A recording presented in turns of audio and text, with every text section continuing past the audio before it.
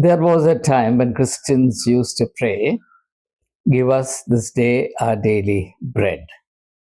I don't know how many Christians repeat this prayer, world famous as the Lord's Prayer these days. Give us this day our daily bread. Perhaps a far more popular and widely used prayer in Kerala is, "Give us this day our daily controversies." Give us this day our daily controversies. And God answers prayers, and therefore, Keralites never run short of controversies. And the latest in the series is the Shashi Tharoor International Impact Award award instituted in the name of B.D. Savarkar, V.D. Savarkar, Vinayak Damodar Savarkar. Quite funnily, the Congress looks rattled. But even more funnily, Shashi Tharoor also sounds rattled. Whether he's rattled or not, only he knows. And he was so rattled that in order to escape the award, he had to flee from Delhi to Kolkata. So what exactly do I think about it? Some people are very curious to know. My first reaction is that it is a complete non-issue. It's a kind of thing that we should not even talk about. But this, since it has happened and many people are rattled by it, which I am not, maybe a few things, and I'll be brief about it.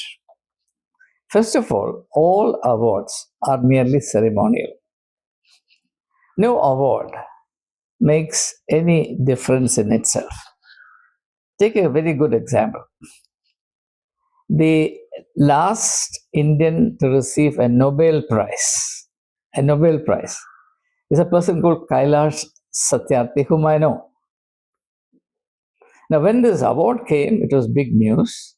But does anyone talk about Kailash Satyarthi now? Has the conferring of the greatest prize the world has ever known, the Nobel Prize, on Kailash Satyarthi, made it a difference in his life, in the life of anyone he's supposed to liberate, rehabilitate, educate, humanize children from bonded labor? So has it made the slightest difference either to him personally or to the work that he's supposedly doing? Think of the many awardees. How many people are being awarded, how many prizes, so on and so forth. Very prestigious awards. What do all of them add up to? For example, every year, Padma Bhushan, Padma Shri, Padma Vibhushan. What happens to all of that? Suppose none of these awards were ever awarded. Would India have been poorer by even a piece of straw? So please understand that these are absolutely irrelevant controversies. It doesn't make a difference to anyone whether Shashi Tharoor is awarded the Savarkar International Impact Award, or Shashi Tharoor is awarded the Nobel Peace Prize, or say some of the BJP leaders in Kerala are awarded the Nobel Peace Prize. Doesn't make the slightest difference. It doesn't make the slightest difference to you and me. We are still left with our problems. We have to make sense of our own life. And in our struggle, these things do not figure at all. However, it has only one possible advantage, and that is this particular controversy. It keeps Shashi Tharoor in the news. And anyone who knows anything about politicians would immediately recognize that all politicians are immensely, hugely pleased when they're kept alive in the media. A classic name that comes to my mind in this context is that of V.K. Krishna Menon, who was the Minister of Defense under Nehru. Menon was very crazy for publicity. So reportedly, he told his private secretary that it did not matter in which context, but the secretary had to ensure that Krishna Menon was in the news for good things or bad. So that was the assignment given to him. So politicians thrive on this kind of public visibility. If you're not seen in public, then you don't exist. That also tells us something about the public. That's a different matter. So um, it does help Tharoor. In fact, much more than actually accepting the award, Shashi Tharoor has gained by refusing the award. Had he accepted the award, he would have been the loser. By refusing the award strategically, if not out of sincerity, he has gained even more. And that's called shrewdness. And I salute Tharoor for his shrewdness. He has converted a small thing into something big. Now, look at the award. The persons behind organizing this event, the persons behind choosing Shashi Tharoor as the first awardee, all of them together say that Shashi Tharoor was consulted. The main person in this Jing Bang lot was interviewed by a channel yesterday, and he clearly, emphatically said that people visited Shashi Tharoor, explained everything to him, and he did accept the nomination. And whether they're lying or not, I do not know, but this is exactly what he said. But Shashi Tharoor, on his part, says that he didn't have a clue as to what this was all about. Therefore, the only reasonable thing he could do was to turn down the nomination, which he did.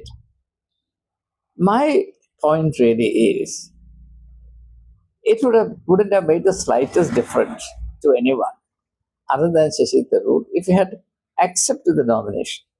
Now, for the life of me, I cannot believe that an NGO, HRDS, by the way, this NGO became very well known to Keralites through the infamous Swapna Suresh gold smuggling case, when she brought up all kinds of allegations against the present Chief Minister of Kerala, Pinarayi Vijayan, since that was hugely profitable or envisaged to be hugely profitable to the BJP.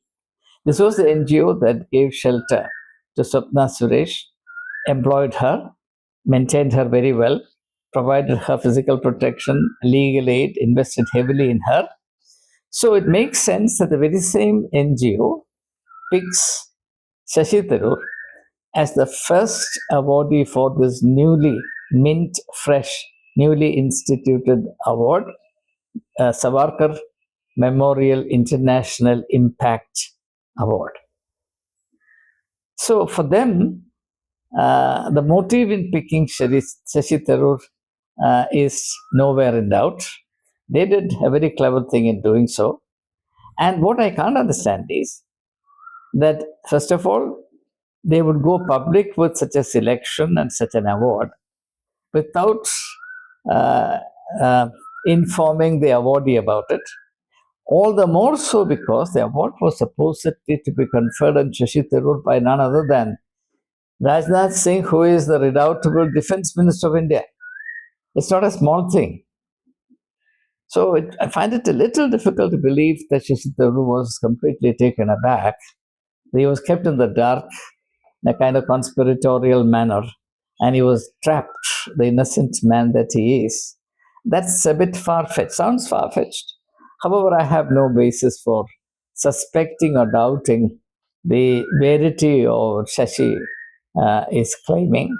Therefore, I'd rather go with him and believe that he was taken for a ride. But then, what Shashi Tharoor should do, or should have done, is this. It's not enough to run away from the scene.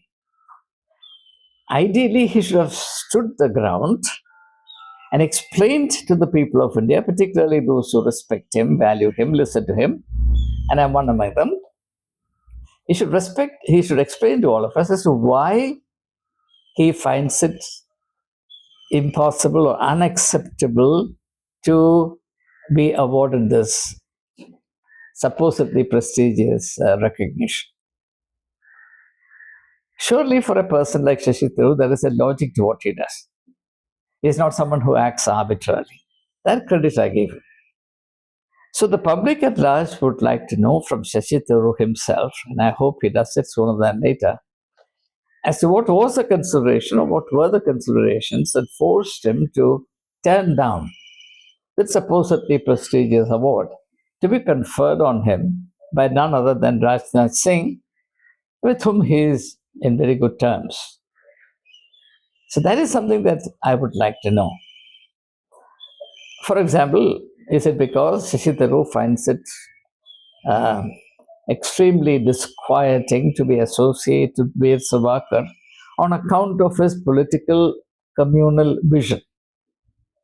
For example, Savarkar's idea about the position of minorities in India is an emphatic insistence that Muslims and Christians, because their Punya Bhumi and Pidar Bhumi are outside the geographical limits of India, are not eligible for citizenship in India.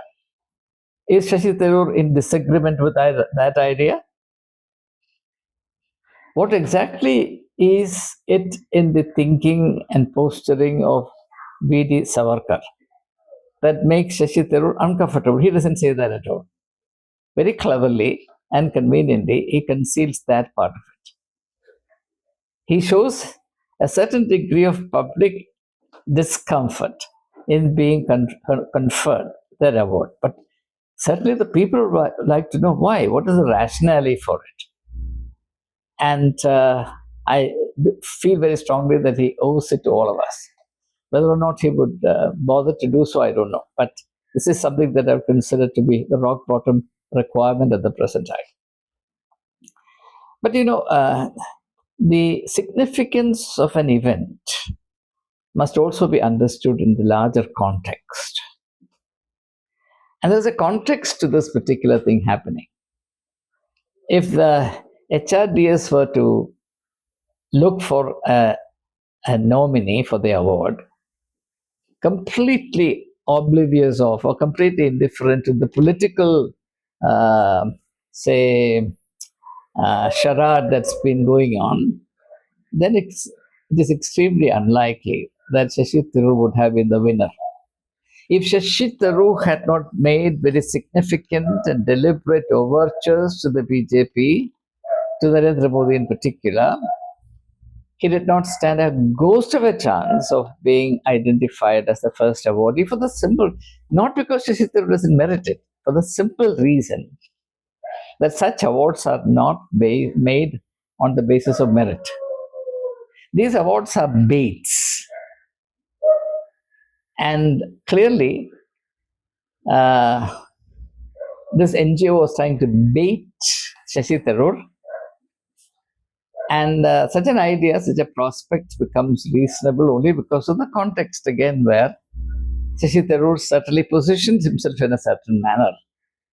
And therefore, there is, whether he admits it or not, there is a kind of hidden collusion or collaboration between the NGO and Shashi Tharoor in creating this nationally visible drama, from which Tharoor has temporarily gained something. I don't know how long lasting these things are, but I have just one small word of advice to the Congress party. They should conduct themselves with a little more sobriety. Why do they go overboard in reacting to such things? Such things are best left completely ignored. These things don't matter at all. For a spokesperson or some leaders of the Congress party in Kerala to look bewildered, rattled, etc., it's utterly senseless. They're actually insulting themselves. They're showing themselves in a poor light. These things should be treated with the contempt or at least the casualness they deserve. By overreacting to them, you unwittingly invest them with a sort of significance that they never can have. So you are, in your stupidity, collaborating with these cold, calculating agents to create something out of nothing to your own detriment. Surely we can dispense with foolishness of this kind. The best thing to do is treat a thing as it is. This is a non-event. There's absolutely no significance. Even if Shashi Tharoor had received this nomination with great gratitude, heavens would not have fallen, nothing would have changed. Even if Shashi Tharoor goes around and accepts 100 awards offered by Sangh Parivar, and that is many frontal organizations, nothing is going to happen. These are non-events, utterly inconsequential. They are best ignored rather than taken note of. By taking note of them, you impart a degree of importance and significance to them which is simply fictitious. Please don't do this. I myself wouldn't have taken note of this except that request has come from certain sources that I should reveal my mind on this. So even if Shashi Tharoor had accepted the nomination, it wouldn't have made any difference to me as far as my assessment of my image of Shashi Tharoor is concerned, or my assessment of the future of India is concerned, or even my assessment of the gain to the BJP. BJP knows only too well that Shashi Tharoor has zero electoral value. Shashi Tharoor has tremendous uh, publicity value among the elite. But the destiny of this country is not determined by the elite. The economic resources of the country are all cornered by the elite. But they don't go out and the vote. They really don't decide who should win elections. That is decided by the common man. But after the common man elects and puts a government in place, the government then forgets the common man completely and does all the favors, makes all the favors to the elite. That's exactly what has happened, and this will continue to happen for the foreseeable future. So nothing has changed, nothing will change. These are all the fancies and fantasies of the elite who do not really want to engage with the harsh realities of your life and mine. They want some kind of entertainment, some degree of the feeling of high, and they manufacture this kind of thing, and the media is there to project it and bring it home to all of us, and we get carried away because we don't have a sense of proportion. We don't have a sense of what is good and not good for us. So we get carried away. All that must go. I would tell everyone, be selfish. Be aggressively selfish. Because that's the only thing that will help you.